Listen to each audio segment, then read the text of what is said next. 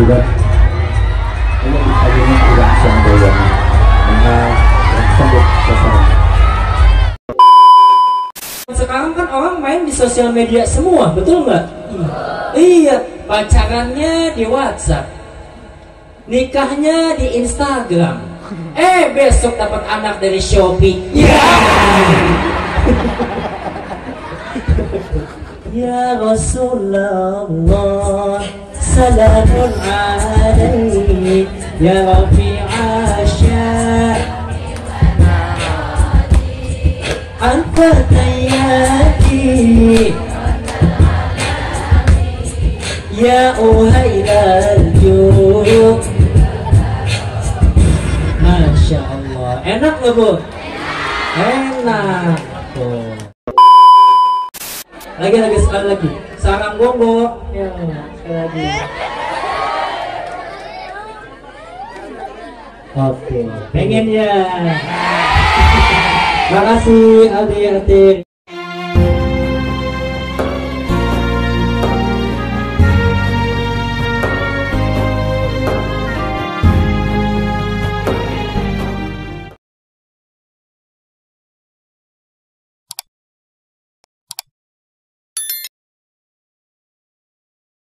Dengan bacaan salawat bersama ya, dan saya akan mempersilakan kepada beliau Ustadz Doni Dion, dan mari kita sambut dengan bacaan salawat bersama.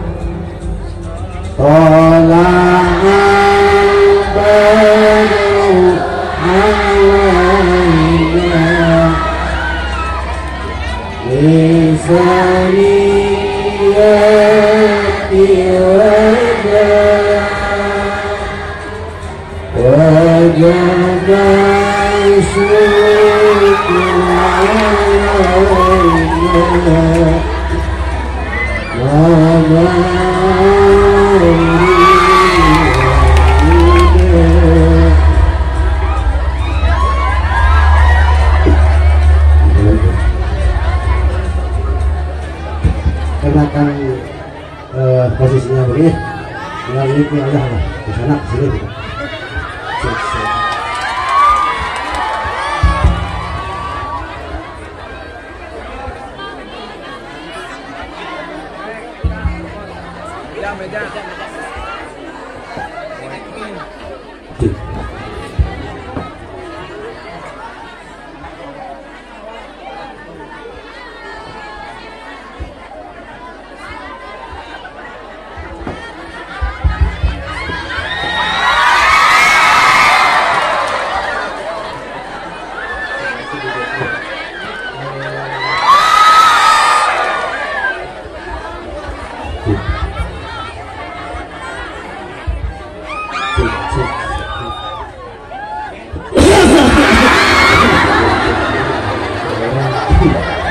Belum naik, belum kaget. Kaget ya, kaget. Ya, semoga yang kaget, yang kesini ada penyakit jantung segala macam, pulang ngaji dari sini disembuhin semua sama Allah. Amin. Ini masih semangat semuanya? Masih semangat, alhamdulillah. Ini sebelumnya Doni Dion nggak bisa bahasa Sunda, jadi pakai bahasa Indonesia aja nggak apa-apa ya? Nggak apa-apa ya Teh? Kalau semuanya masih semangat, biar makin semangat, kita awali dulu sama-sama dengan sholawatan. Mau apa enggak? Mau enggak Teh? Mau enggak Kak? Ayo kita sama-sama sholawatan, biar kumpulnya kita pada malam hari ini mendapatkan berkah dari Allah. Yuk dikeluarin suaranya. Ya Rabbi bil Mustafa ballighna qasidana waghfir lana ma madha ya wasi'al karami. Ya Rabbi bil Mustafa ballighna qasidana waghfir lana ma madha ya wasi'al karami. Huwal habibul ladzi turja syafa'atuhu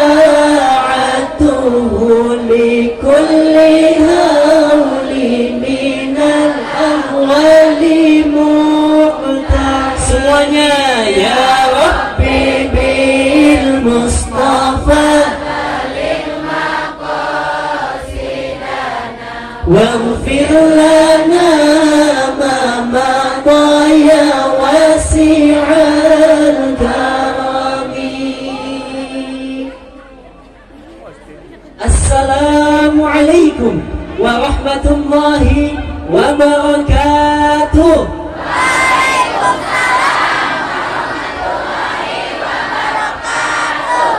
Ya, yang jawab salam masih lemes banget ini. Iya.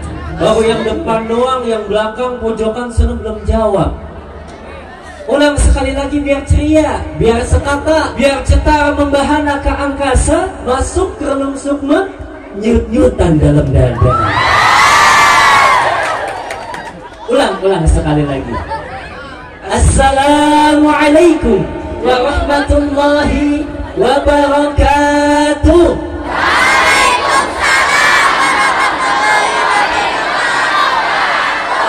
Masya Allah. Mana yang belakang tangan ngikut juga. Berarti emang nonton kemarin. Alhamdulillah. Alhamdulillahi qail. Wa min ayatihi an khalaqa lakum min anfusikum azwaja litaskunu ilaiha wa ja'ala bainakum mawaddatan wa rahmah. Ashhadu an la ilaha illallah wahdahu la syarika lah dzur rahmati wal maghfirah wa ashhadu anna sayyidana Muhammadan abduhu wa rasuluh al-mab'utsu ila khairil ummah sallallahu alaihi wasallam wa ala alihi wa ashabihi ahli taqwa wal istiqamah. Amma ba'du. Widih, amplop ke amplop ya, belum kertas. Dikirain amplop. Lah kerja dulu, belum gak kerja. Amplop kan.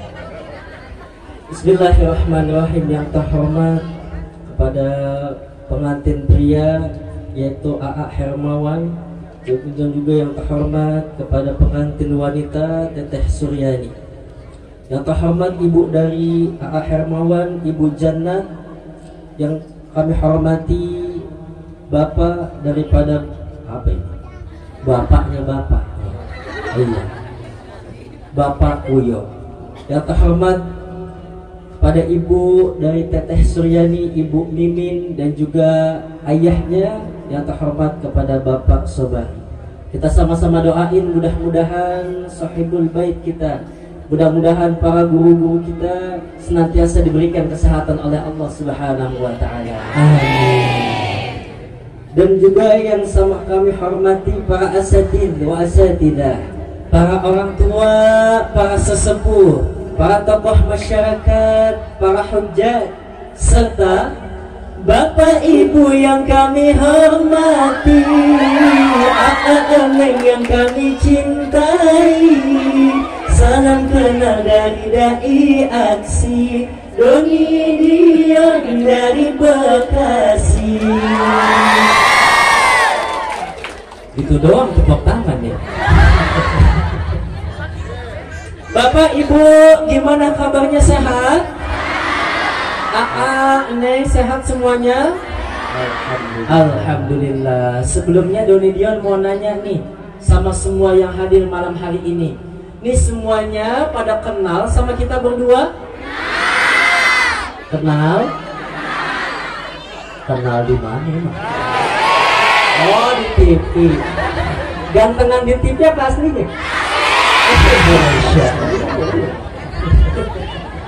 Jadi alhamdulillah Pak, waktu aksi 2019 kemarin Doni Dion mendapatkan juara 3. Kemudian aksi 2020 kemarin lagi masa pandemi, jadi aksinya di rumah nambahnya.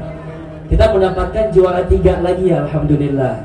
Kemarin nih, tahun kemarin 2021, aksi tingkat Asia ada 5 negara: Indonesia, Malaysia, Singapura, Brunei, dan Timor Leste. Doni Dion salah satunya yang mewakili Indonesia, alhamdulillah mendapatkan juara 1. Kita mohon doanya dari Bapak, Ibu, AA, Neng semuanya di sini doain. Mudah-mudahan kedepannya Doni Dion semoga tambah berkah. Amin. Masih semangat, Bu? Masih semangat? Doni Dion juga semangat, tadi udah disemangatin sama Ayang. Canda. Kalau masih pada semangat, nanti Doni Dion bilang salam takwa. Di sini semua kompak jawabnya berkah, berkah, berkah. Boleh? Ayo kita coba. Salam takwa. Alhamdulillah.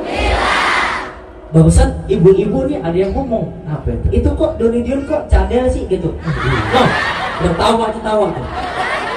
Soalnya kedengeran. Gimana emang pas ngomong berkah? Berkah, berkah, berkah. Kedengeran kan?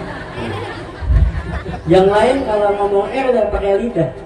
Kalau Doni Dion ngomongnya pakai tenggorokan sini. Gimana emang? Oh. Tapi nggak masalah. Gimana? Jangan mencadel, kita punya muka ganteng. Daripada cowok kamu ganteng tapi followersnya sedikit. Nah tadi kan kita datang ke sini nggak disemangatin sama Ayang. Karena nanti pulang dari sini insya Allah bawa Ayang. Amin lagi. Para bapak, ibu dan semuanya yang sama-sama kami cintai, alhamdulillah pada malam hari ini kita semua kumpul di acara ini dalam suasana yang gembira dan bahagia. Khususnya gembiranya nih pengantin kita AA Hermawan dan juga Teteh Suryani yang kemarin baru melaksanakan pernikahan. Oh tadi ya? Oh tadi. Oh iya, mohon maaf.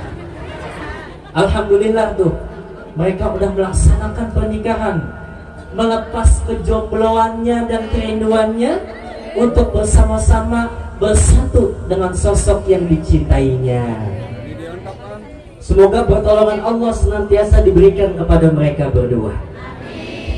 Karena kata baginda Rasulullah ada 3 orang yang berhak ditolong oleh Allah Subhanahu wa taala.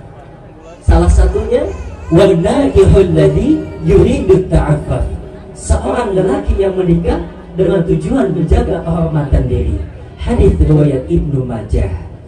Dan kita sama-sama doain Pak, Bu, semoga senantiasa AA Hermawan dan juga Teteh Suryani diberikan keberkahan rumah tangga oleh Allah. Amin. Dan kelak dijadikan rumah tangga mereka sakinah, mawaddah, warahmah. Amin. Ya Rabbal Alamin. Seneng rasanya kita Bu kalau ngelihat orang pada nikah, betul? Walaupun yang ceramahnya belum nikah. Tapi nggak masalah. Iya, orang ceramah tentang nikah belum nikah nggak masalah. Lah orang ceramah kematian masa harus mati dulu? Iya. Makanya mudah-mudahan apa yang kita sampaikan pada malam hari ini ada manfaatnya. Amin. Ya karena memang sudah seperti itu. Bagi sepasang laki-laki dan perempuan yang sudah siap di sini maksudnya siap dari segi mental, siap dari segi finansial, siap dari segi agama, ataupun siap semuanya, maka menikahlah. Dan menikah itu adalah ibadah. Kata Allah Subhanahu wa taala dalam Quran surat An-Nisa ayat 3. A'udzu billahi minasy syaithanir rajim. Ankihuu ma qaba lakum minan nisa'i mathna wa thulatha wa ruba'.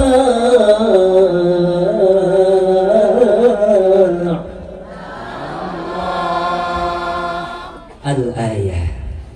Jadi dari ayat itu kata Allah Subhanahu wa taala, nikahilah perempuan yang kamu senangi 2, 3 atau 4. Jadi boleh tuh ya. Jadi boleh nih kita sebagai laki-laki nikahnya lebih dari 1. Misalkan Anda pengen punya 2 gitu.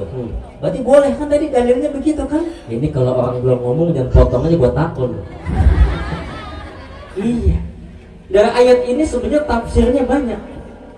Jadi pada ayat ini muncul sebenarnya ini adalah pengurangan dari Allah Subhanahu wa taala. Jadi pada zaman dulu sebelum baginda Rasulullah diutus, itu orang-orang kepala suku, orang-orang kaya itu nikah bininya banyak banget, sampai puluhan bahkan ratusan. Tapi ketika baginda Rasulullah diutus menjadi rasul, menyebarkan syariat daripada Allah Subhanahu wa taala, maka diperintahkan 2, 3 atau 4. Ya tapi kan bisa nggak adil? Belum tentu. Satu aja nggak habis-habis. Betul. Maka kata Allah, fa in khiftum alla ta'dilu fawahidah. Kalau kamu khawatir kagak bisa berlaku adil, maka cukuplah 1 saja. Udah 1, yang penting setia. Oke, jadi berarti nanti aneh 1 aja ya? 1 di Tasik, 1 di Kuningan, 1 di Jakarta, 1 di Bekasi. Masya Allah. Jadi kalau kita ngomongin tentang menikah, Pak, Bu, yang mana ini secara bahasa diambil daripada usul fiqih, yaitu an-nikah secara bahasa adalah ad-dhammu au ijtima'u, yaitu berkumpul atau menjadi satu. Maksudnya berkumpul apa? Artinya ketika seseorang sudah menikah, maka ia ketika melakukan hubungan biologis mereka menjadi satu. Atau dalam makna lain, ketika seseorang sudah menikah, maka ia telah mengumpulkan kedua keluarga menjadi satu, maka ia menjadi satu. Sedangkan nikah secara istilah adalah aqdun yatadammanu ibahata waq'in bilafzi inkahin au tazwijin au tarjamatihi, yaitu akad yang membolehkan seseorang untuk melakukan hubungan suami istri dengan lafaz menikahkan atau mengawinkan atau terjemahan yang lainnya. Jadi maksudnya ketika seseorang sudah menikah, maka ia boleh melakukan hal-hal yang dahulu telah diharamkan oleh Allah Subhanahu wa taala. Begitu nikah, maka hubungan menjadi sah dan diridhoi oleh Allah Subhanahu wa taala. Makanya biasanya kalau nikah kan ngomongnya apa? Saya terima nikah dan kawinnya. Betul? Betul. Maka dari sini artinya seseorang yang sudah menikah, hubungannya menjadi halal dan diridhoi oleh Allah Subhanahu wa taala. Karena memang menikah ini adalah ibadah. Bahkan menikah termasuk sunnah baginda Rasulullah sallallahu alaihi wasallam. Sebagaimana kan kata beliau dalam sabdanya, an-nikahu sunnati. Menikah itu adalah sunnahku. Tapi sunnah di sini, Pak, yaitu sunnah secara bahasa yang terambil dari kata sanan, yang artinya adalah jalan. Jalan hidup, cara hidup, gaya hidup. Makanya kan kita kenal dengan sunnah Nabi. Artinya gaya hidup Nabi, kebiasaan Nabi. Nanti beda lagi sunnah dalam pengertian hukum fikih bagaimana? Sesuatu yang dilakukan mendapatkan pahala. Contoh sholat sunnah, puasa sunnah, dan lain sebagainya kita lakukan mendapatkan pahala dari Allah. Tapi jika meninggalkan tidak masalah. Itu sunnah secara hukum fikih. Sementara dalam hadis ini yaitu sunnah secara kebiasaan. An-nikahu sunnati. Menikah adalah sunnahku. Maksudnya adalah menikah adalah gaya hidupku, kata Nabi. Faman raghiba an sunnati falaysa minni. Barang siapa yang benci terhadap sunnahku, maka mereka bukan termasuk ke dalam golonganku. Nah, makanya nih hati-hati nih buat yang pada jomblo nih. Ini kayak ente juga hati-hati nih. Lah ente juga sama. Bareng lah. Nah, karena menikah adalah sunnah dan ibadah, makanya jangan dibikin ribet. Kalau kita ngelihat, Bu, mohon maaf, di sebagian masyarakat kita nggak mau nikah kalau resepsinya kagak di gedung, kagak mau nikah kalau pasangannya belum mapan, kagak mau nikah kalau pasangannya bukan dari satu suku, kagak mau nikah kalau pasangannya ngasih maharnya kecil, dan lain-lain sebagainya. Padahal pernikahan yang sebetulnya mudah untuk dilaksanakan, tapi justru ribet karena gengsi yang dikedepankan. Betul apa betul? Allah Subhanahu wa ta'ala memudahkannya, tetapi manusia justru mempersulitnya. Syariat menyederhanakannya, tetapi masyarakat justru membelit-belitkannya. Khalik melapangkannya, tetapi makhluk malah menyempitkannya. Tuh. Padahal pernikahan adalah pelaksanaan dari syariat agama.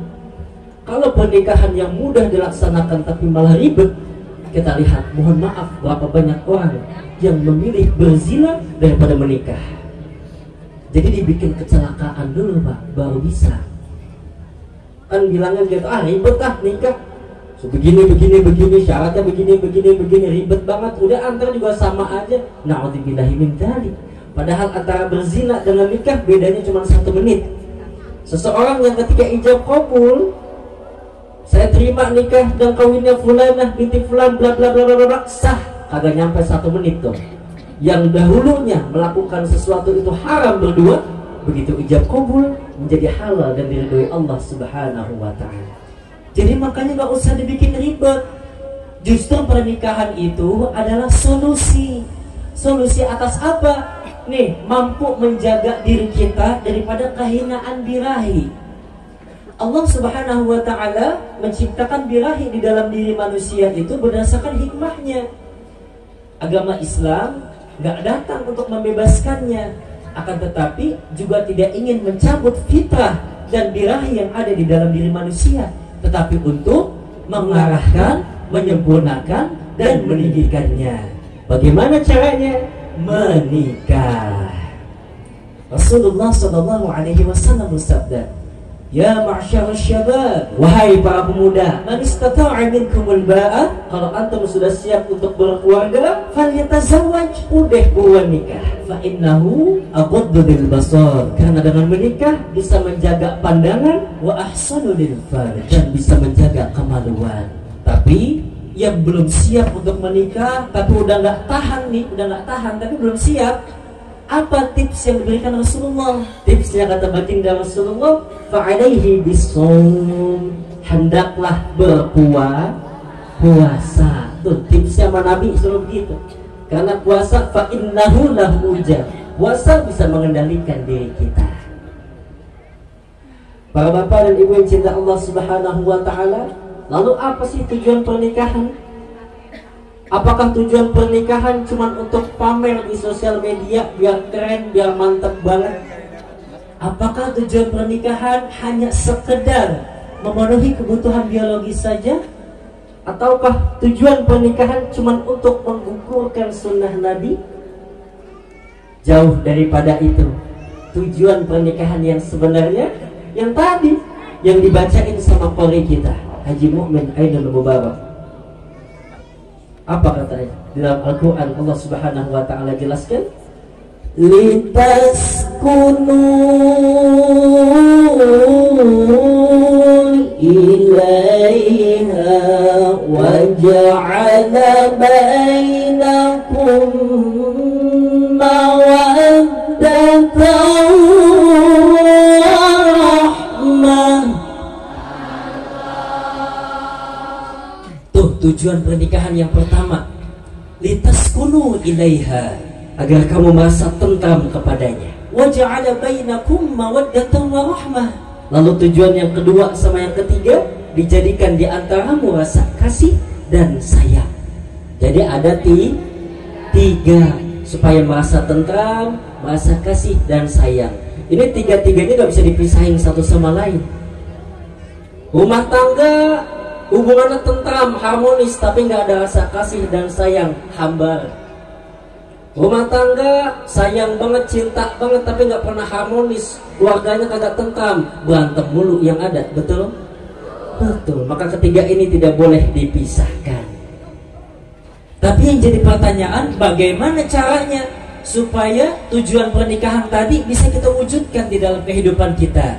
Nah, caranya adalah dengan memilih pasangan yang baik, pasangan yang sekufu, pasangan yang soleh dan solehah.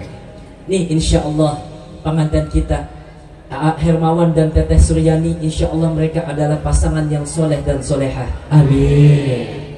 Karena sebagaimana Allah Subhanahu wa taala berfirman dalam Quran surat An-Nur ayat 26, kata Allah, Al-khabithatu lil-khabithina wal-khabithuna lil-khabithat. Perempuan-perempuan yang tidak baik, maka untuk laki-laki yang tidak baik.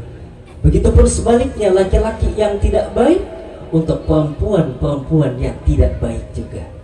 Wat-thayyibatu lit-thayyibin wat-thayyibuna lit-thayyibat. Perempuan-perempuan yang baik untuk laki-laki yang baik. Begitupun sama, laki-laki yang baik untuk perempuan-perempuan yang baik. Maka kuncinya nih, buat perempuan dulu. Buat perempuan, kalau pengen bisa mendapatkan tujuan pernikahan yang tadi, carilah laki-laki yang baik. Tapi baik aja nggak cukup, carilah laki-laki yang soleh, laki-laki yang bertanggung jawab dengan apa yang ia ucapkan dan ia perbuat. Laki-laki yang senantiasa menjaga sholat 5 waktu.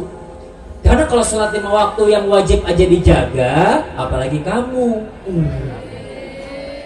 Tapi yang lebih penting juga, carilah laki-laki yang berilmu, khususnya ilmu agama. Ar-rijalu qawwamuna 'alan nisa. Laki-laki adalah pemimpin bagi wanita. Kalau laki-laki itu paham akan ilmu agama, insya Allah dia akan membimbing istrinya menuju jalan Allah sampai ke surga dan juga anak-anaknya. Apalagi ilmu itu kan penting banget. Iya, ilmu sangat penting. Sebab kalau kita punya ilmu, hidup jadi mudah, betul nggak? Iya, kayak sekarang Doni Dion ngomong lancar banget, ada ilmunya. Namanya ilmu retorika dakwah. Ngomong, ceramah, kalau kagak pakai mic, lecet tenggorokan. Tapi karena ada ilmunya, ilmu teknologi, makanya jadi kedengaran. Makanya ilmu bikin hidup jadi mudah.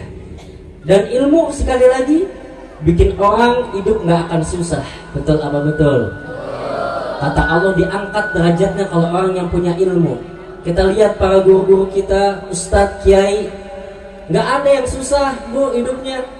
Nggak ada yang minta-minta di jalanan, kiai nggak ada. Rata-rata sukses kiai, berkah, punya yayasan, punya pesantren, punya sekolah, punya masjid tuh, betul nggak? Iya. Makanya mohon maaf rata-rata ustadz sama kiai badannya pada gemuk karena makanan beseknya banyak. Kalau ada ustadz kiai kurus, lah saya curiga, jangan-jangan di tengah jalan dijual itu makanannya. Tapi saya selalu dinasehatin sama guru saya, Pak, Bu. Kata guru saya, kalau antum tiap diundang ceramah kemanapun, jangan pakai ngarepin amplop. Isinya juga jangan, kata guru saya, Bu. Sebab kata guru saya, Pak, kalau ada ustadz, ada kiai diundang ceramah ngarepin amplop, dosa itu ustadz. Tapi yang lebih dosa, ngundang ustadz kagak bayar. Pikirin juga tuh. Iya, jadi nggak ada yang susah nih kayak sekarang Doni Dion baru megang mic doang udah 1 juta baru megang mic doang, belum ditelan belum. Kalau ditelan bisa 15 juta buat operasi. Iya, jadi sebab kalau berdakwah kayak gini ada senangnya ada dukanya juga. Iya, senangnya nih alhamdulillah bisa kumpul sama bapak ibu semuanya, silaturahim. Dapat 2 keutamaan orang yang silaturahim.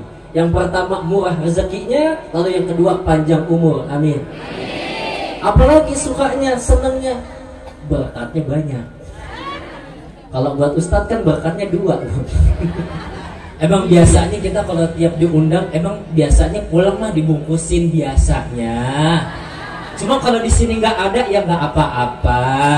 Cuma kalau selagi bisa diusahain.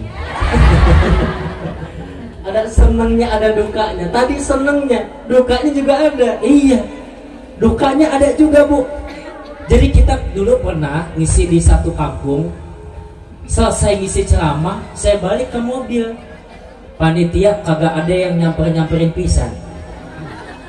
Akhirnya kita berdua pulang kagak bawa apa-apa. Di jalan, di mobil, dalam hati ngedelik aja tuh.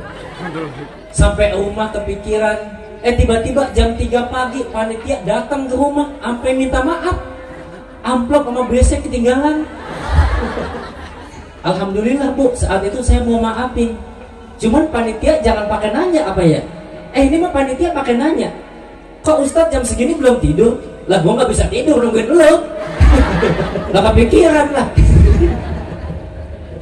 Dah tuh Masya Allah nih, makanya kita akan kumpul kayak begini nih, kita ngaji nih. Kita sama-sama nuntut ilmu. Karena sebab kalau kita lihat pengajian kan biasanya banyaknya emak-emak mulu. Iya. Pengajian rata-rata emak-emak mulu tuh paling banyak. Makanya ngaji sekarang alhamdulillah banyak anak mudanya, banyak anak-anak kecilnya juga. Kalau di tempat saya susah Bu, anak-anak muda. Begitu suruh ngaji, ayo no ada pengajian di sana dekat sama rumah, ayo ikut. Malah jawab begini, kagak, isinya emak-emak mulu, bau balsem badannya. Mau pada makan balsem? Oh kagak. Emang begitu, emang anak-anak zaman sekarang tuh suka songong lagunya.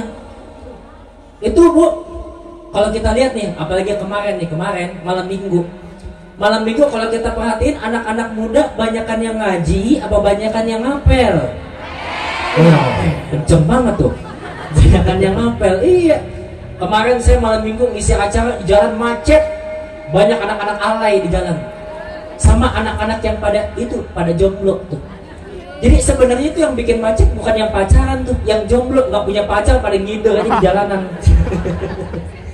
Tuh anak-anak alay itu yang kalau ngomong matanya melotot, lidahnya keluar. Lo, gue, N. Bapak lo, bapak gue, lain lah, sama mah babe.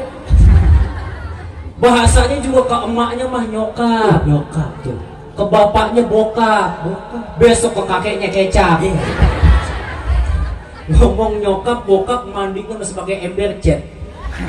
Orang gaul lihat keadaan juga ini. Makanya mumpung di sini nih banyak anak-anak muda, saya mau nanya nih sama ibu sama bapak. Anak muda itu boleh gaul apa enggak? Boleh. Pak, Bu, anak muda boleh gaul apa enggak? Boleh. Anak muda yang gaul, apakah mereka yang kerjaannya suka mabok-mabokan? Anak muda yang gaul, apakah mereka yang kerjaannya hobinya main tiktokan? Anak muda yang gaul, apakah mereka yang kalau lagi chattingan sama ayang embebnya ngomongnya begini, ngomongnya nih, yang udah mam tiang iom ya. Emam siang belum, mam siang maksudnya. Emang lebay banget. Biasa tuh pacaran baru sebulan 2 bulan begitu ngomong. Nah kemarin malam minggu saya lagi jalan, sebelah ada orang pacaran gandengan. Kan sekarang lagi musim hujan Bu ya. Jalan gandengan. Pacaran sebelah ngomong, yang cewek, yang awasnya itu depan ecek. Iya, ecek. Enggak ngomong becek lah, sobat. Iya, makanya anak muda yang gaul yang kayak gimana? Anak muda yang gaul adalah mereka yang selalu gaulnya di masjid, di musola, bareng sama orang-orang soleh, bareng sama ulama, bareng sama ustaz, bareng sama kiai, bareng sama habaib, selalu berbakti kepada kedua orang tua, selalu menjaga tata krama. Tuh baru anak muda yang gaul. Anak muda yang rajin ibadah, anak muda yang taqarrub ilallah, anak muda yang seperti itu adalah mereka yang senantiasa mendapatkan cinta dari Allah. Ya'jabu rabbuka min syabin laysat lahu sahwa. Allah itu kagum, demen, seneng sama anak muda yang lagunya nggak kayak anak muda pada umumnya. Anak muda yang lain pada mabuk-mabukan, kita baca Quran. Anak muda yang lain pada nongkrong-nongkrong gak jelas, kita hadir ke majelis. Cakep. Anak muda yang seperti itu kelak mendapatkan naungan langsung dari Allah, yang mana pada saat hari kiamat tidak ada naungan lagi salah satunya wasyabun nasya'a fi ibadatillah, yaitu anak muda yang menghabiskan usia mudanya untuk mendekatkan diri kepada Allah Subhanahu wa ta'ala. Tuh nanti anak muda yang mendapatkan naungan dari Allah. Makanya Masya Allah nih, luar biasa kita bangga dengan anak-anak muda yang ada di sini, pada hadir ngaji ke majelis begini. Ya walaupun belum nikah juga nggak apa-apa, ngaji mah ngaji aja. Apalagi wabil khusus perempuan nih. Perempuan kalau rajin ngaji, rajin ke majelis, cakep luar biasa. Kenapa cakep? Soalnya nanti kalau cewek yang rajin ngaji, begitu besok mau dipegang sama cowok, subhanallah, dosa Begitu mau dicolek sama cowok, colek dikit colek, nggak boleh, haram abang. Tapi coba lihat cewek yang nggak ngaji, begitu mau dipegang sama cowok, mau pegang yang mana? Iya. Malah beli badannya. Jangan begitu. Dan makanya kita ngaji, kata Nabi kan syababaka qabla haramika. Masa mudamu manfaatin sebelum datang masa tua. Sebab kalau masih muda nih kayak kita gini, masih remaja, ngaji masih enak. Betul nggak Bu? Iya, ngaji masih enak, mata kita masih enak buat ngeliat, mulut masih enak buat ngomong, kuping masih enak buat ngedengar. Begitu yang muda ngasuh ngaji, baca, dibaca mana muda. Ar-Rahman 'allamal Qur'an, khalaqal insana 'allamahul bayan. Cakep, anak muda masih enak, lagi nggak ngapa-ngapain, baca tuh Alfiyah. Qala Muhammadun huwa ibnu Maliki Ahmadu Rabbillah khaira maliki, dan seterusnya. Coba kalau orang yang udah tua, yang tua suruh ngaji, mata udah ada awas, kuping udah susah buat denger, mulut udah susah buat baca. Begitu yang tua suruh ngaji, ngaji nih ayat terakhir, baca ya, ikutin saya, baca. Innahu kana tawwaba, baca dibaca sama neneknya. Innahu kawat tembaga. Ya jauh banget, kawat tembaga bawa. Ya namanya udah tua, lidah udah kaku lidah. Disuruh baca, nek nih baca nek sirotol, baca nek sirotol Fatihah. Lidah udah kaku, dibaca sitolol. Usah aku dibaca-baca. Nah makanya nih, mumpung kita semua masih muda, yuk ada majelis di mana datengin ngaji sama-sama. Jangan sampai masa muda dilewatkan begitu saja, nggak ada manfaatnya, nggak ada faedahnya. Giliran ada waktu buang-buang duit, giliran ada waktu malah nongkrong nggak jelas, giliran ada waktu malah ngomongin orang, giliran ada waktu kerjaan ngegame terus, giliran ada waktu malah pacaran terus, giliran ada waktu hobinya jalan-jalan terus. Sekalinya ada waktu dipanggil sama Allah.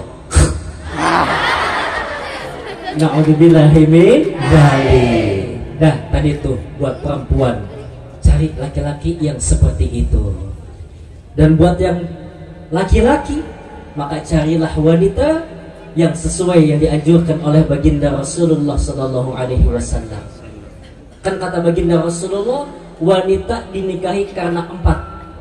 Ada 4 ini. Wanita boleh dinikahi karena 4 ini. Yang pertama, limaliha, karena hartanya. Tapi sebelum kita masuk ke situ, harus kita tekankan dulu nih kepada semua yang masih jomblo ataupun yang baru saja menikah ataupun yang sudah lama menikah, bahwasannya laki-laki ketika ia sudah menikah, sampai kapanpun laki-laki itu tetap punya orang tuanya, laki-laki tetap punya ibunya. Jadi kalau perempuan beda, perempuan ketika sebelum nikah masih single, masih jomblo, itu masih punya orang tuanya, surganya masih ada pada orang tuanya, patuh terhadap orang tuanya. Tapi begitu sudah nikah, maka si perempuan pindah, patuhnya terhadap suami, surganya berpindah kepada suami. Maka kalau ada yang merintahkan suami apa orang tua, pilih suami. Tapi kalau laki-laki lain, sampai kapanpun, sampai meninggal, maka laki-laki kewajiban kepada orang tuanya tetap ada. Maka jangan sampai, mohon maaf kadang-kadang sebagian kita suka ngomong, udah kamu kan udah nikah sama aku, udah kamu gak usah sama orang tua kamu lagi. Bukan begitu. Laki-laki tetap punya orang tuanya. Dia mau ngasih uang penghasilan ke orang tuanya, jangan dilarang. Jadi sampai kapanpun laki-laki tetap punya orang tuanya. Jadi jangan sampai nanti seorang istri berkata, kamu pilih aku apa pilih ibu kamu. Jangan. Ini dua hal yang gak bisa dijadikan pilihan. Karena tetap laki-laki surganya kepada orang tuanya. Sampai kapan? Sampai mati. Siapa yang mati? Si laki-lakinya yang mati. Sebab kalau orang tua, mau orang tuanya masih ada ataupun meninggal, tetap wajib bakti kepada kedua orang tuanya. Jadi seperti itu. Bahkan mohon maaf, di dalam syariat, kalau ada seorang istri yang menghalang-halangi suami untuk bakti kepada orang tuanya, halal untuk diceraikan. Secara agama halal untuk diceraikan karena menghalang-halangi suami untuk bakti kepada orang tua. Yaitu nanti bisa dibicarakan baik-baik. Misal bulan ini penghasilannya kasihnya ke orang tua suaminya, bulan depan ke orang tua istrinya. Dibicarakan baik-baik. Jangan sampai seorang istri sampai menghalangi seorang suami untuk bakti kepada kedua orang tuanya. Maka kita lanjut yang tadi. Wanita dinikahi karena 4. Baginda Rasulullah menyebutkan yang pertama, limariha, karena hartanya, karena kekayaannya. Boleh nggak saya menikah wanita karena si wanitanya orang kaya? Boleh. Kata baginda Rasulullah boleh. Tapi ingat, jangan dijadikan sebagai prioritas. Jangan dijadikan sebagai niat yang utama. Ya emang kekayaan bisa bikin bahagia, betul nggak Bu? Ya kita realistis. Kekayaan bisa bikin bahagia, bisa tercukupinya kebutuhan rumah tangga. Tapi kalau misalkan kekayaan, harta dijadikan prioritas, ketika nanti sudah bangkrut, hartanya kagak ada, hilang, malah kita nggak akan bahagia lagi. Tapi justru gegana, gelisah, galau, dan merana. Jadi jangan sampai dijadikan prioritas. Lalu yang kedua apa? Walihasadiha, nikahilah wanita karena keturunannya, dari keturunan yang baik-baik.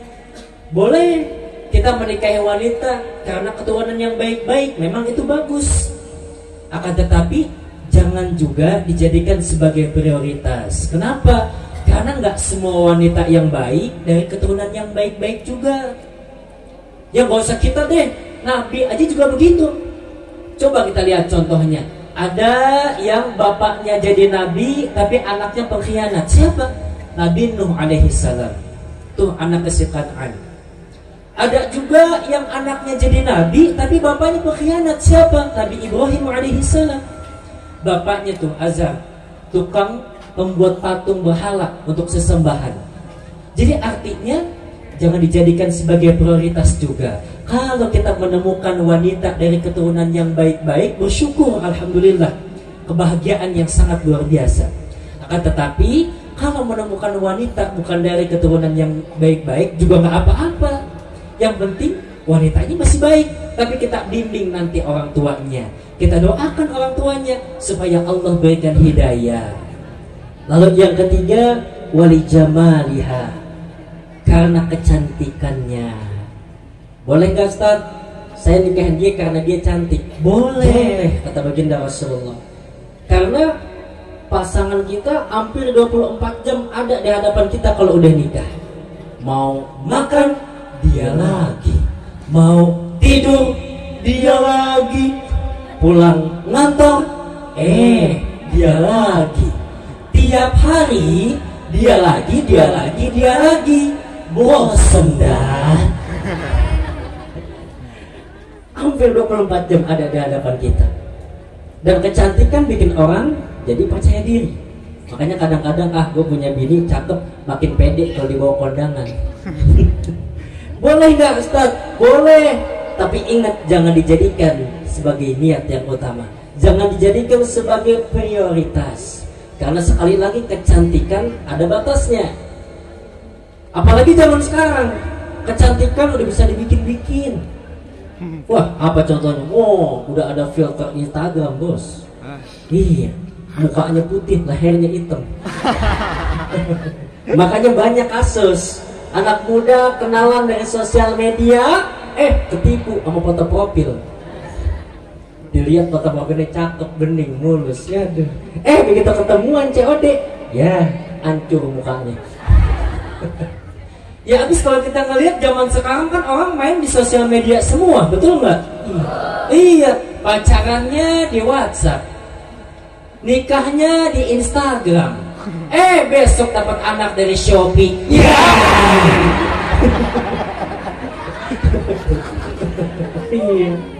Dah, makanya kalau sekarang kecantikan pada dibuat-buat. Maka dari itu boleh menikahi wanita karena kecantikannya, tapi jangan jadikan prioritas. Karena kecantikan sifatnya sementara. Nanti begitu udah masuk usia tua, usia senja, maka kecantikan akan hilang. Lalu yang terakhir, yang keempat, yaitu walidiniha. Ini yang harus dijadikan sebagai prioritas. Yang tiga tadi jangan dijadikan prioritas, tapi yang ini yang terakhir harus jadikan prioritas, jadikan niat yang utama. Apa itu? Nikahilah wanita karena agamanya. Kata Nabi, fadfar bidzatid dini taribat yadaka. Jika kamu menikahi wanita karena agamanya, maka kamu pasti beruntung. Kenapa kok Nabi mengatakan kita beruntung kalau menikahi wanita karena agamanya? Jadi begini, kalau kita menikahi wanita karena agamanya, insya Allah kita akan mendapatkan salah satu daripada ketiga poin yang sebelumnya. Kita menikahi wanita karena agamanya, bisa jadi kita dapat cantiknya juga, dapat kayanya juga, atau dapat dia dari keturunan yang baik. Akan tetapi kalau kita menikahi wanita karena salah satu dari ketiga poin sebelumnya, mohon maaf, belum tentu kita mendapatkan wanita yang baik agamanya. Betul apa betul? Betul. Kalau kita menikahi wanita yang baik agamanya, walaupun rumah tangga hartanya pas-pasan, tapi hidupnya bahagia. Kalau kita menikahi wanita karena agamanya, walaupun bukan dari keturunan yang baik, tapi masih ada kesempatan untuk melahirkan anak keturunan yang baik. Kalau kita menikahi wanita karena agamanya, walaupun wajahnya tidak cantik, tapi karena akhlaknya baik, maka terpancarlah kecantikan di dalam dirinya. Dan kalau kita menikahi wanita karena agamanya, niscaya kamu akan beruntung dunia dan akhirat. Amin ya rabbal alamin. Salatullah salamullah ala taha rasulillah. Semuanya. Salatullah salamullah ala yasin habibillah. Tawassalna bi bismillah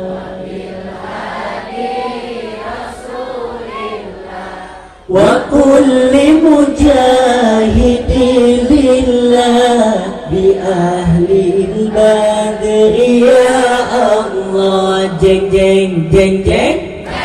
Ya ilah, yang jawab depan doang jadi betul lemes, maksa banget lagi. Jeng jeng jeng jeng jeng, lemes banget. Ulang sekali lagi. Bi ahlil badri ya Allah. Jeng jeng jeng jeng. Nah begitu dong. Terusin ini, terusin Pak. Apa jam berapa? Sampai subuh. Sampai subuh. Nanti besok ada yang nanya, itu Doni Dion kemarin ngisi di sono sampai jam berapa? Sampai mampus dia. Kelamaan. Nah, tadi kita udah menjelaskan tuh. Jadi tujuan pernikahan bukan cuma untuk menyalurkan hasrat seksual saja. Kalau pikirannya mohon maaf menikah cuma karena itu, menikah mohon maaf cuma karena mikirin soal ranjang, apa bedanya kita dengan manusia yang tidak berakal? Tapi tujuan pernikahan memang salah satunya itu, memang. Tapi bukan cuma itu doang. Di dalam pernikahan masih banyak hikmah-hikmah yang baik, masih banyak hikmah yang bisa kita laksanakan di dalam kehidupan sehari-hari. Kira-kira mau tahu apa enggak? Mau tahu nggak? Kalau mau tahu, nih perhatiin. Pertama, pernikahan adalah suatu ibadah, pendekatan diri kepada Allah. Lalu yang kedua, melestarikan keturunan. Ketiga, terhindar dari godaan setan, mencegah dari dorongan nafsu. Lalu yang keempat, melaksanakan kewajiban suami istri. Cakep. Mantap lah Bu. Mantap lah, juara Asia. Tuh yang pertama tadi, pernikahan adalah suatu ibadah dan qurbah atau pendekatan diri kepada Allah Subhanahu wa Ta'ala. Karena dengan menikah, maka keimanan kita menjadi lengkap dan sempurna. Ini selaras dengan apa yang disampaikan baginda Rasulullah. Kata baginda Rasulullah, "Idza tazawwajal 'abdu faqad kammala nasfad-din, falyattaqillaha fin nisfil baqi." Jika seseorang menikah, maka ia telah menyempurnakan separuh agamanya. Karenanya, bertakwalah kepada Allah pada setengah yang lainnya. Hadits riwayat Baihaqi. Dan di dalam sebuah pernikahan atau di dalam hubungan suami istri itu terdapat sedekah timbal balik. Yang namanya sedekah dapat pahala nggak Bu? Dapat pahala nggak Bu? Suami sedekah ke istri, istri sedekah ke suami. Maksudnya gimana? Ada di dalam hadis. Kata baginda Rasulullah dalam hadis riwayat Muslim, "Wa fi bud'i ahadikum shadaqah." Qalu, "Ya Rasulullah, ayati ahaduna syahwatahu wa yakunu lahu fiha ajrun?" Qala, "Ara'aytum law wada'aha fi haramin akana 'alayhi wizr?" Qalu, "Na'am." Qala, "Fakadhalik idza wada'aha fi halalin kana lahu ajrun." Jadi kata baginda Rasulullah, pada tiap kemaluan seseorang itu terdapat sedekah. Lalu sahabat bertanya, "Ya Rasulullah, bagaimana jika seseorang yang menyalurkan hasrat seksualnya kepada istrinya?" Baginda Rasulullah balik nanya, apakah jika seseorang yang menyalurkan hasrat seksualnya kepada yang bukan pasangannya dengan cara yang haram, apakah itu berdosa? Kata sahabat, "Iya, itu dosa." Kata baginda Rasulullah dijawab, begitupun sama jika seseorang yang menyalurkan hasrat seksualnya kepada pasangannya, maka ia pun akan mendapatkan pahala. Alhamdulillah. Jadi itu yang dimaksud sedekah timbal balik dalam hubungan suami dan istri. Suami yang menyalurkan hasratnya kepada istrinya itu sedekah suami kepada istri. Dan istri yang melayani kemauan suami itu sedekah istri kepada suami. Dan semua itu akan mendapatkan pahala yang sangat besar ketika sudah menikah. Makanya enak kalau udah nikah. Ya enak ya. Iya. Kita memandangnya dapat pahala, kita menggandengnya dapat pahala, kita memeluknya dapat dong pahala, kita menciumnya dapat pahala, kita wah jadi plus pahalanya. Aji. Tuh, jadi enak kalau pacarannya udah nikah tuh, kita ngapa-ngapain juga dapat pahala. Tapi ini mesti yang dipahami, keromantisannya harus dijaga sampai seterusnya. Jangan cuma romantisnya cuma di awal-awal nikah doang. Begitu awal-awal nikah, si istri masih cinta-cintanya, masih sayang-sayangnya sama suami. Begitu suaminya pengen minum, diambilin air segelas lengkap, ada tatakan, ada tutupan. Begitu punya anak satu, tatakan hilang. Begitu anaknya dua, tutupnya hilang. Begitu anaknya tiga, gelasnya ngambil sendiri jadinya. Emang begitu Bu. Biasanya kan emang begitu. Kalau bawa nikah tuh masih so sweet, masih cowok-cowoknya tuh. Begitu jalan kan, begitu jalan tuh sama istrinya, begitu istrinya kesandung sama suaminya begini, aduh ayang, kenapa kok nggak ngeliat-liat, mana sih kakinya yang luka, sini AA bersihin, AA lapin. Itu masih awal nikah. Begitu udah lama nikah, udah 10 tahun nikah, kesandung, lu ngapa sih mata lu kotok banget, lubang segede gitu kagak ngeliat. Jangan sampai begitu. Kan enak kalau suami sama istri harmonis hubungannya. Sholat biasa, suami istri sholat sunnah di rumah enak. Iya, makanya tadi penting yang namanya ilmu. Iya. Jadi kalau suami sholat jadi imam, istri jadi makmum, bacaan enak nih, merdu banget, akur. Jangan sampai kayak yang sebelah sana, suami lagi sholat jadi imam, suaminya baca Inna anzalnahu fi lailatul qadr. Istrinya belakang ngomong, Lailatul.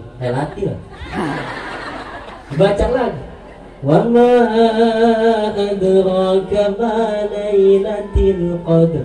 Istrinya ngomong, Lailatul. Begitu kelas sholat berantem dua-duanya. Si suami ngomong, lu ngapa sih? Tadi gua ngomong Lailatul.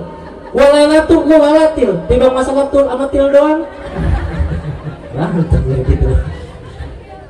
Makanya harus dijaga keharmonisannya sampai tua. Alhamdulillah.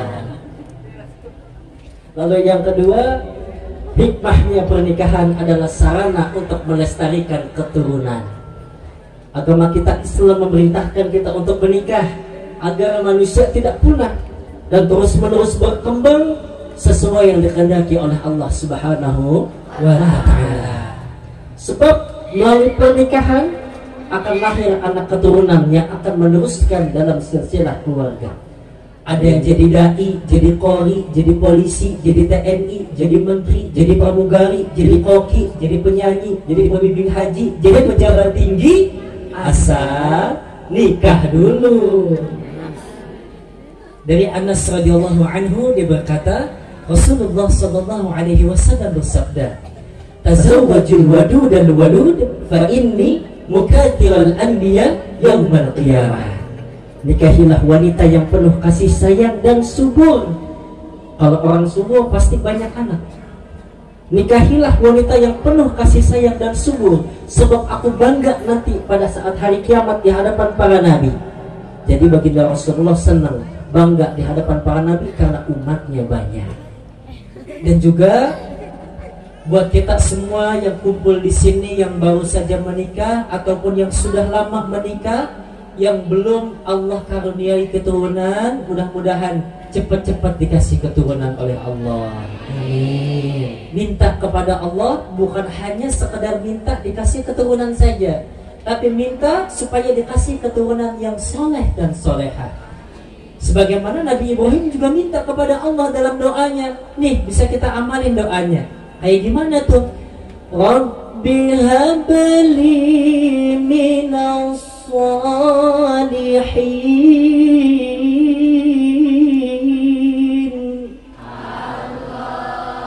Ya Allah, karuniakanlah kepadaku keturunan yang soleh.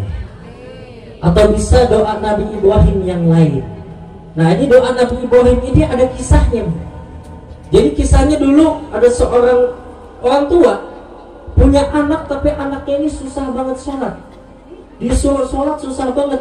Kalau mau nyuruh sholat harus berantem dulu sama orang tuanya. Tapi dia ngelongok ke tetangga sebelah, itu anaknya rajin banget sholat.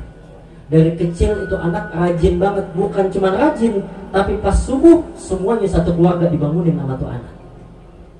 Ini dia bingung, nanya sama sebelahnya, kamu kok punya anak rajin banget sholatnya, apa amalannya? Dia ngomong, dulu aku sebelum nikah, sampai aku menikah, sampai aku mengandung, aku terus mengamalkan doanya Nabi Ibrahim. Apa doanya Nabi Ibrahim? Rabbi ja'alni muqimas salati wa min dhurriyyati Rabbi Rabbana wa taqabbal du'a. Rabbi ja'alni muqimas salati wa min dzurriyyati. Rabbana wa taqabbal du'a. Ya Allah, jadikanlah aku dan keturunanku orang yang selalu melaksanakan salat. Tuh doanya. Bukan cuma aku doang, tapi anak keturunanku, untuk minta selalu menjadikan orang yang selalu melaksanakan salat. Ya Allah, kabulkanlah doaku. Amin ya rabbal alamin. Atau bisa juga doanya Nabi Ibrahim yang lain yang suka kita baca kepala salat. Rabbana hablana min azwajina wa dhurriyyatina qurrata a'yun waj'alna lil muttaqina imama. Ya Allah, anugerahkanlah kepadaku pasangan-pasangan dan juga keturunanku sebagai qurrata a'yun. Apa itu qurrata a'yun? Yaitu sosok anak dan juga pasangan yang bisa menyejukkan hati kita apabila kita memandangnya karena ketakwaan mereka, karena ketakwaannya kepada Allah. Kita mohon doa seperti itu. Jadi buat semuanya yang belum dikasih keturunan oleh Allah, mudah-mudahan cepat-cepat dikasih keturunan oleh Allah. Amin ya rabbal alamin. Lalu hikmah pernikahan yang ketiga, pernikahan yaitu sebagai sarana untuk melindungi diri kita dari godaan setan dan juga tahu tadi. Hah? Tahu? Enggak tahu. Apa? Tadi si Ali cuma ngomong begini doang. Pernikahan itu sebagai sarana untuk melindungi diri kita dari godaan setan dan juga tangan menunjuk-nunjuk gua. Begini. Namanya ceramah, itu tangan bisa kemana aja, bro? Bisa kemana aja? Iya, bisa ke situ, bisa ke atas, ke bawah, bisa tunjuk ke situ juga. Nah kebetulan pas ngomong setan nggak sengaja tangan ke sini. Gitu. Jangan gitu dong. Gimana? Perasaan tadi di mobil latihan nggak begitu kita. Nambah-nambahin aja nih. Udah gini. Kita kembar nih. Iya, kembar. Kita beda 3 menit. Saya beda 3 menit, Bu. Upin aja kalah sama saya. Upin itu 5 menit, saya 3 menit. 3 menit lah. Gua abang lo, jangan songong sama gua. Ya galak pun. Iya, makanya kalau gua gila, gua setan. Lu juga setan berarti sama. Oh iya. Jangan dong. Iya bener kan? Kan cerminan. Oh iya. Ganteng. Caden. Setan. Lah setan juga sama. Iya juga. Iya dong. Makanya pas ngomong setan diem aja tangannya. Diam aja. Pernikahan sebagai sarana untuk melindungi diri kita dari godaan setan. Begitu. Puas baru. Berantem nih jadinya. Sama jatuh atur. Pernikahan sebagai sarana diri kita untuk melindungi dari godaan setan dan juga yang menahan diri kita daripada dorongan nafsu syahwat. Nah inilah Pak Bu yang membedakan kita dengan hewan. Kalau hewan mah pengen kawin nggak mesti nikah dulu. Kalau hewan kan nggak dikasih akal sama Allah. Nih kita manusia dikasih akal, di samping kita dapat nafsu tapi dikasih akal juga yang untuk menimbang mana yang baik, mana yang buruk. Kalau pengen melakukan perbuatan seperti itu ya ikutin syariat agama. Dengan apa? Dengan menikah. Karena menikah bisa menjaga dorongan nafsu syahwat yang sangat jahat. Karena apabila nafsu sudah bergejolak di dalam diri seseorang, mohon maaf Pak, akal dan juga hati kita kadang-kadang belum tentu mampu untuk mengendalikannya. Betul nggak? Betul. Makanya kita lihat di sebagian tempat ada ustadz, kiai yang punya pondok pesantren, tapi malah memperkosa santriwatinya. Ada yang kayak gitu. Ada punya iman, tapi ketika ada dorongan nafsu susah untuk mengendalikan. Susah. Makanya tadi dengan menikah, nah ini juga. Walaupun udah menikah, gak mencegah seseorang dari itu. Makanya kita dikasih akal sama Allah Subhanahu wa Ta'ala, bisa memilah mana yang baik, mana yang buruk. Kalau orang udah nikah, dia bisa menyalurkan hasrat seksualnya kepada pasangannya, sehingga otomatis harusnya itu bisa mencegah perbuatan ia untuk melakukan perbuatan yang haram. Makanya nih, wanita digambarkan sama Nabi seperti ini digambarkan. Innal mar'ata tuqbilu fi surati syaitan wa tudbiru fi surati syaitan. Sesungguhnya wanita baik dilihat dari arah depan ataupun belakang itu seperti menyerupai setan. Maksudnya bagaimana? Mohon maaf, wanita itu Allah ciptakan dengan fisik yang sangat luar biasa. Ini maksudnya bukan merendahkan wanita, tapi ini justru mengangkat. Allah Subhanahu wa ta'ala, laki-laki yang normal, kalau yang agak normal mah agak tahu dah. Yang normal tuh ngelihat begitu muncul tuh langsung. Makanya mah biasanya kalau yang muda-muda nih, begitu ngelihat kayak begitu dia ngomong dalam hatinya, iman sih gua kuat kalau iman, cuma kalau imin endut-endutan dia.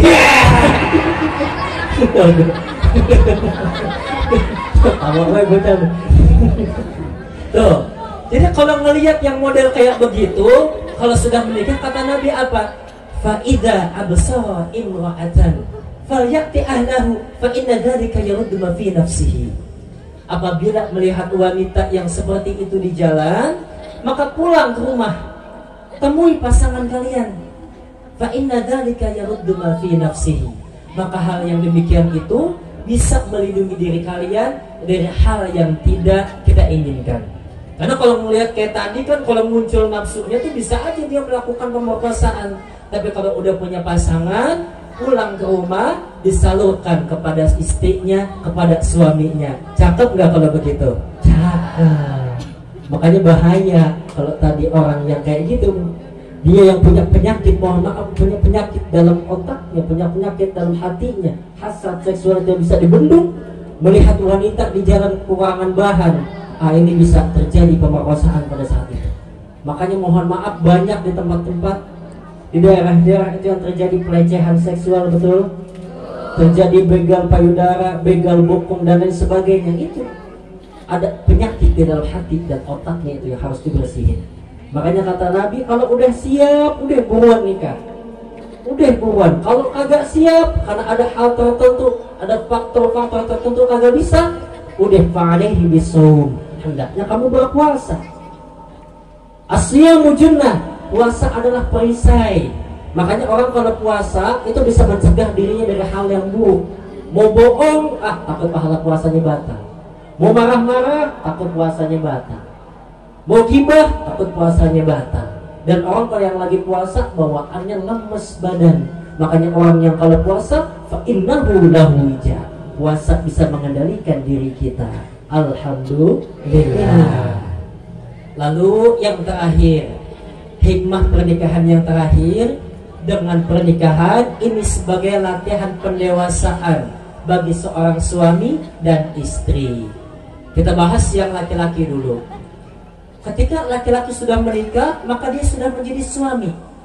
Ini seorang suami latihan tuh, latihan untuk menjadi suami yang dewasa.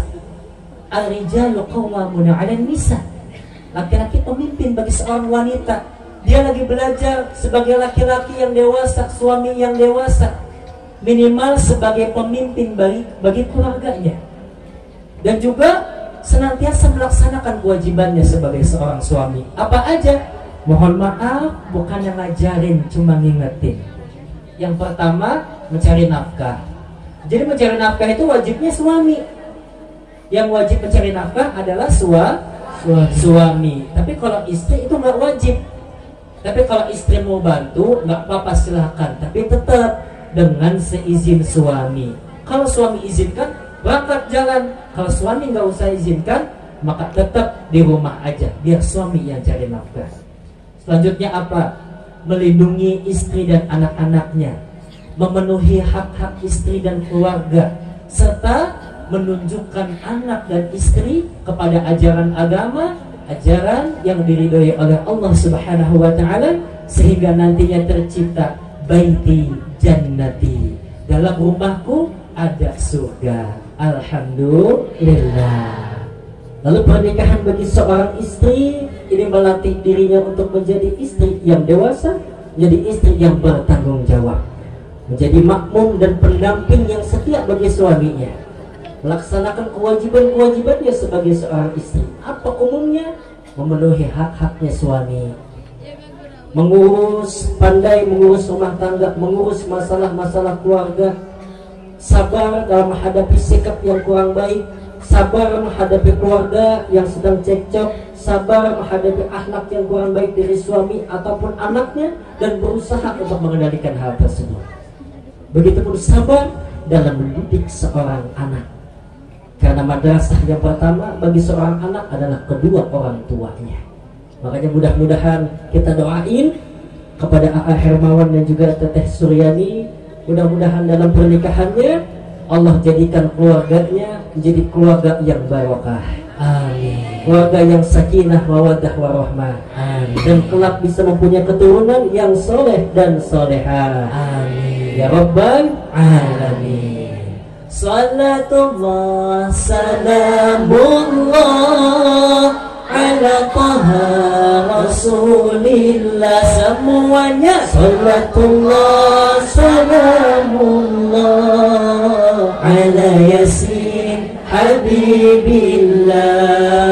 Salatullah, salamullah ala taha rasulillah. Salatullah, salamullah ala yasin habibillah. Tawassalna bismillah wa bil hadi rasulillah. Tawassalna bismillah wa bil hadi wa kulli mujahidin lillah bi ahlil badri ya Allah. Wa kulli mujahidin lillah bi ahlil badri ya Allah. Jeng jeng jeng jeng. Alhamdulillah. Para bapak dan ibu yang dicintai Allah Subhanahu wa taala, sebelum kita tutup, kita ingatkan kepada semua yang hadir di sini bahwasanya saat ini kita kan sudah memasuki bulan Rajab. Bulan Rajab ini bulan yang sangat luar biasa, bulannya Allah yang agung, yang mulia. Jadi karena ini bulannya Allah, yuk sama-sama kita perbanyak zikir. Kita sama-sama banyakin baca sholawat, banyak menyebut nama Allah Subhanahu wa ta'ala. Banyakin juga kita berdoa. Apa tuh doanya? Kita udah sama-sama hafal tuh doa yang diajarin Nabi dalam hadis riwayat Ahmad. Coba kita baca sama-sama.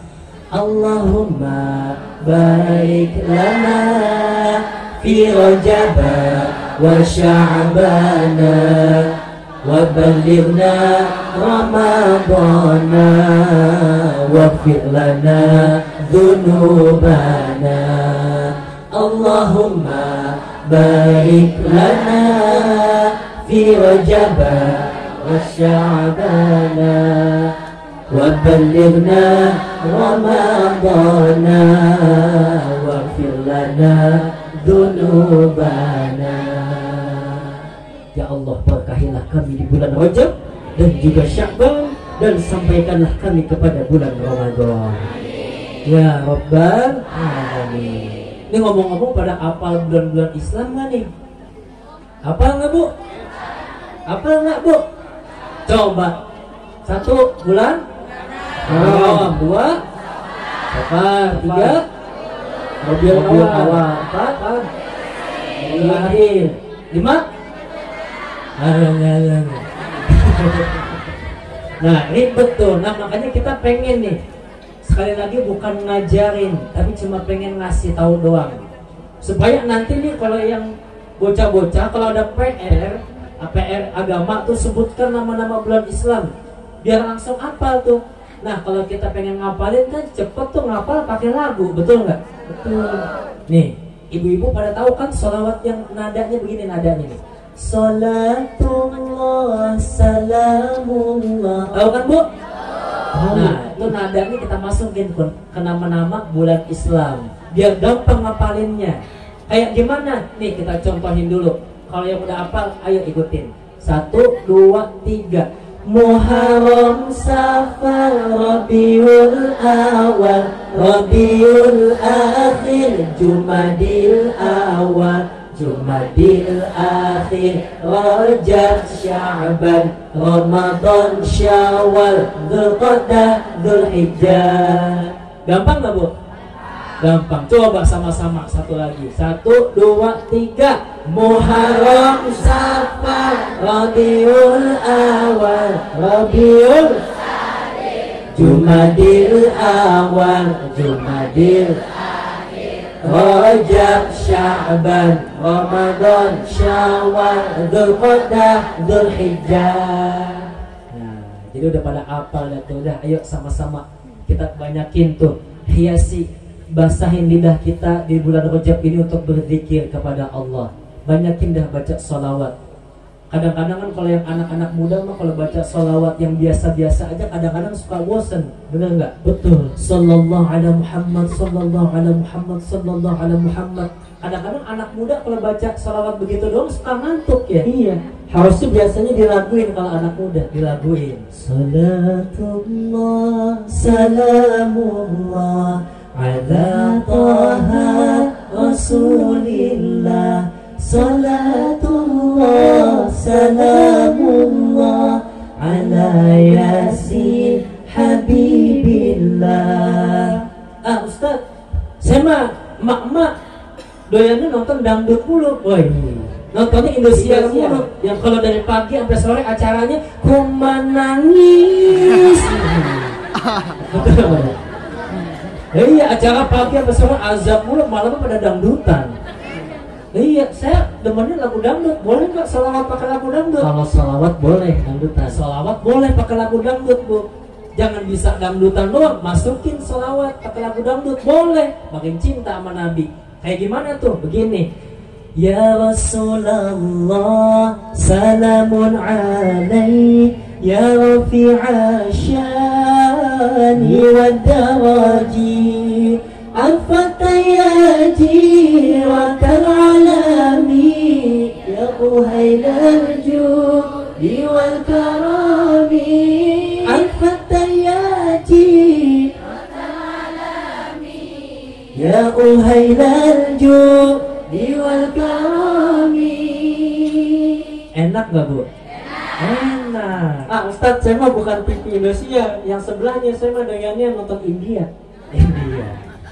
India nontonnya di mana, Bu? Antv. Antv. Boleh nggak pakai lagu India sholawatan? Boleh. Jadi kan dangdut boleh? Boleh tuh. Jangan apalnya lagu India doang. Lagu India mah apal banget, Pak.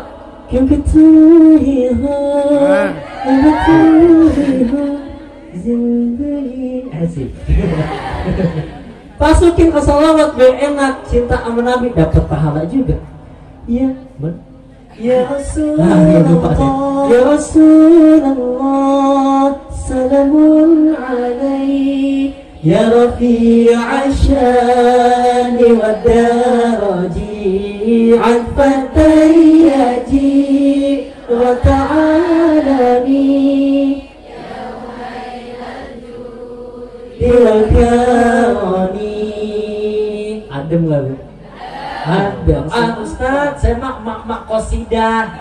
Demennya pakai lagu Hang Cinde, boleh kagak? Nah, boleh. Boleh, Pak, Bu. Masukin lagu Hang Cinde ke sholawat.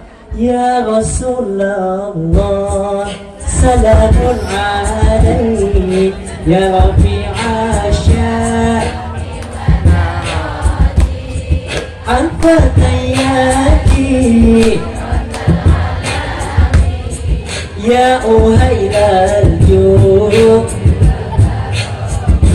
Masya Allah. Enak gak, Bu? Enak tuh. Boleh sholawat pakai lagu apa aja boleh. Boleh. Tadi dangdutan boleh pakai lagu sholawat. India sholawatan boleh. Boleh. Yang penting jangan azan pakai dangdutan. Nah, azan tadi Ustaz boleh, dangdutan azan pakai. Hayya 'alas shalah.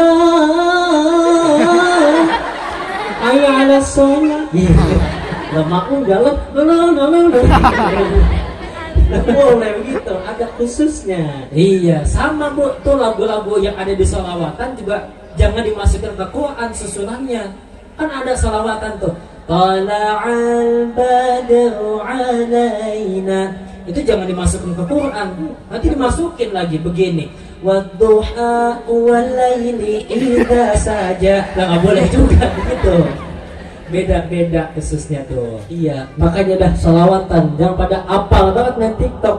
Main TikTok apal? Ya metudasi, ya metudasi Bang Yamet. Ya, bocah zaman sekarang apa Pak? Ara kimochi, aye, ara kimochi, amang ara. Ya, apal juga, apal banget ya. Kok Ustaz tahu juga? Lah nonton juga. Ya Masya Allah. Jadi yuk di bulan Rajab ini kita sama-sama banyakin ibadah, banyakin sholat sunnah. Ini yang muda-muda isi tuh masjid, isi masjid. Jangan sampai masjid isinya tuh cuma kakek-kakek sama nenek-nenek doang. Nah kesian Bu, kesian.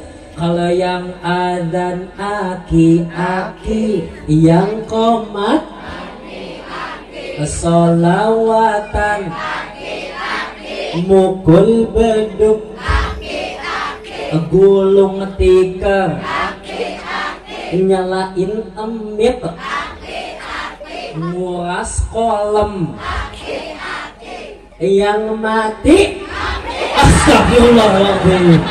Astagfirullah, diem dulu bocah. Ya mohon maaf ya aki-aki ini mah yang ngomong mati bukan kita nih. Ini emak-emak yang rame aja. Ya kita doain Bu buat sepuh-sepuh kita semua di sini, semoga Allah panjangin umurnya. Allah jaga kesehatannya. Ya Rabbal alamin. Mobil khusus buat yang anak-anak juga.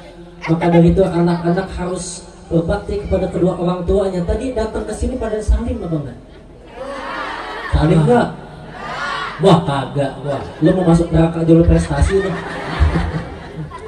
Kalau gua kagak mau dah. Gua mending masuk surga kelas ekonomi daripada masuk neraka VIP. Saya nggak mau Bu. Iya. Soalnya zaman sekarang anak-anak salim pada nyasar, tangan nyasar ya. Ada yang kesini, ada yang kesini. Ya lama-lama kesini. Maka saling yang benar gimana? Yang benar. Ah coba nih bocah dua naik sini. Naik. Ayo naik sini coba. Kedua. Kita bisa foto. Naik sini. Kita bisa foto. Ayo berdua. Ayo. Dah. Dua cowoknya pada jongkok mana? Ayo. Dua. Ayo nih nggak apa-apa sini. Nggak apa-apa. Kita nggak gigit kok. Nggak gigit enggak. Ayo. Jangan sampai emak-emaknya saya suruh maju. Ayo, Dede. Naik, maju dua. Ayo, nggak apa-apa. Nanti bisa foto sama Aan. Ayo. Yang lain kan pada nungguin tuh. Ayo, maju. Ayo. Dulu baik. Nggak gigit. Ayo, dua. Nah. Dua. Ayo naik. Alhamdulillah. Sampai lagi. Ayo sini. Ayo. Masya Allah. Ayo sini. Sini tengah. Ayo. Nah, ayo. Kita kenalan dulu ya. Yang ini namanya siapa? Aldi. Jawabnya pakai lagu ya, contohin ya. Yang ini contoh. Namanya siapa? Nama saya Aldi, gitu ya. Jawabnya. Ulang. Yang ini namanya siapa? Apa?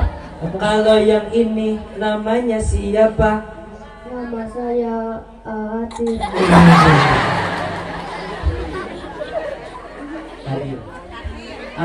Atin ya. Aldi sama Atin. Nah, ini kita contohin cara salim yang benar kayak gimana. Aldi jadi bapaknya, Atin jadi anaknya. Coba ceritanya Atil mau salim sama Bapak Aldi kayak gimana? Coba salim yang benar. Coba. Ciumnya yang benar gimana? Coba lihat ke situ, lihat ke situ, lihat ke sini. posisinya. Coba salim. Coba Salim, dicium tangannya yang benar Coba. gimana? Ini benar Bu, Masya Allah. Karena di zaman sekarang, ya tadi bocah salim pada nyasar tangannya. Salim ada yang ke jidat, pinjam. Nih, kadang-kadang kan zaman sekarang bocah salim ke jidat. Iya, jidat. Ada juga yang ke pipi. Yang benar bagaimana? Yang benar tuh dicium pakai hidung. Pakai hidung dicium tangannya. Kayak begini. Kayak gini. Udah lama-lama dulu. Lama banget dong. Tuh, jadi dicium pakai hidung. Coba diulangin lagi. Coba gantian coba. Sekarang Aldi yang salim. Coba salim. Jadi nanti buat semua adik-adik nanti pulang ke rumah mau pergi kemanapun, pergi sekolah, pergi kuliah, pergi kerja, pergi main, sebelum pergi salim sama papa mamanya, dicium tangannya ya. Dicium pakai hidung nggak apa-apa walaupun tangannya buat terasi. Abis bau nggak apa-apa. Ada berkahnya. Ayo karena udah maju nih kita foto nih. Mana yang foto? Ya, siapa yang fotoin ayo? Mana kameranya? Nah tuh, lihat depannya.